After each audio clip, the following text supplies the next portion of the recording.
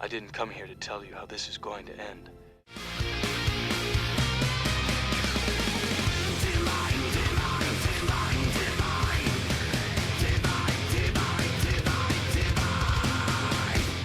I came here to tell you how it's going to begin.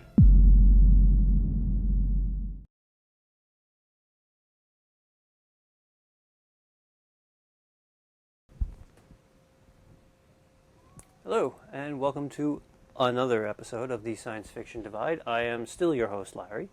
Today we're going to be talking again with my co-host EeeGee about what makes science fiction a respectable genre and something worth watching. So without any ado, I would like to bring out my co-host, EeeGee. I'd rather have my blood sucked out by leeches. Will you just get out here? What was it this time? I was thinking of the immortal words of Socrates, who said... Really? Which ones? Were you born a bad, slimy scumbag, you private pile, or did you have to work on it? Actually, I was a specialist in the Army, but anyway. So I asked you here today to talk to you again about science fiction. So far we've talked about weapons, monsters, explosions. What do you want to talk about? I wanna talk a little bit about what's going on in this room, because I think there are some fascinating ramifications here for the future. So are you suggesting that for once we can actually have an intelligent conversation about science fiction? If you can't keep up, don't step up. You'll just die. Take that as a challenge. So it seems that you are fascinated with the bad guys of science fiction. Yeah, thank you, Captain Obvious. Well, I know the movie is only as good as the villain or antagonist. What do you think makes a good science fiction antagonist? I want the world. I want the whole world. Don't care how. I want it now. So it sounds like the antagonist should have a zeal for power. Well, I can see if you rule the whole universe that you might have a slight desire for power. The known universe is ruled by the Padishah Emperor Shaddam IV, my father. I know royalty has a habit of producing some very weird offspring, but I didn't think you were related to the Emperor from Dune. Bitch, what you don't know about me, I can just about squeeze in the Grand Canyon. Like?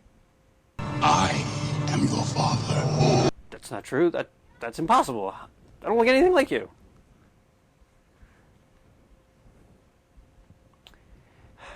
Well, that explains why I'm part Terminator. I'm a cybernetic organism, living tissue over a metal endoskeleton. Or, yes, well, let me ask you, is a Terminator a good antagonist? Affirmative. Do you think people desired to see a new Terminator movie? I mean, haven't we said it all yet? Desire is irrelevant. I am a machine. Well, I know Terminators have a habit of getting what they want, which I guess sort of goes into what you're saying about power. It can't be bargained with. It can't be reasoned with. It doesn't feel pity or remorse or fear. And it absolutely will not stop. Ever. Until you are dead. Sounds like the perfect killing mission. Wait, me? Well, I'll have to wait then until after this interview is over. So, a lust for power. What else makes a good science fiction villain? You know how you can tell who the arch villain's going to be? He's the exact opposite of the hero. I see, like Luke and Vader, Superman and Luthor, Kirk and Khan, Corbin Dallas and Mr. Zorg. My favorite. Well, what is it about Mr. Zorg that you like? Jean-Baptiste, Emmanuel, Zorg. Okay, fair enough. What do you appreciate about Jean-Baptiste Emmanuel Zorg? Voila, the ZF1. Didn't see that coming. A word on firepower. Titanium recharger, 3,000 round clip with bursts of 3 to 300 with the replay button. Another Zorg invention, it's even easier. Rocket launcher, arrow launcher, our famous net launcher, the always efficient flamethrower. My favorite. For the grand finale, the all-new Ice Cube system. Why is it everything with you always comes back to weapons? Yeah. Once again, I see your point. I don't like to lose. Well, once again, we've managed to not talk about the subject at hand. So in closing, is there any governing philosophy that you think villains have in science fiction that you think makes sense to you? I'm probably not going to like this. Human beings are a disease, a cancer of this planet. You are a plague, and we are the cure. Why do I get the feeling you might not be a good guy? Good is a point of view. So you think that the bad guy thinks he's doing good? Nobody who's evil thinks of themselves as evil. They always believe they're doing good, even though they're not. I think I do good every day. I mean, what's your impression of me? I'm sorry I don't do impressions. My training is in psychiatry. Of course. Well, there you have it. Once again, we've managed to accomplish nothing in trying to talk about the subject at hand. I'd like to thank my co-host, EeeGee.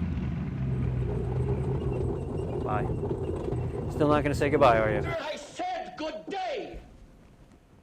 I guess he's kind of mad. Well, there you have it.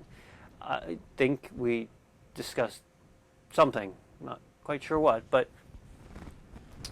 anyway, thank you for tuning in again to the Science Fiction Divide, and I will see you in my next episode. Hopefully next time EeeGee and I will have something intelligent to talk about. Bye.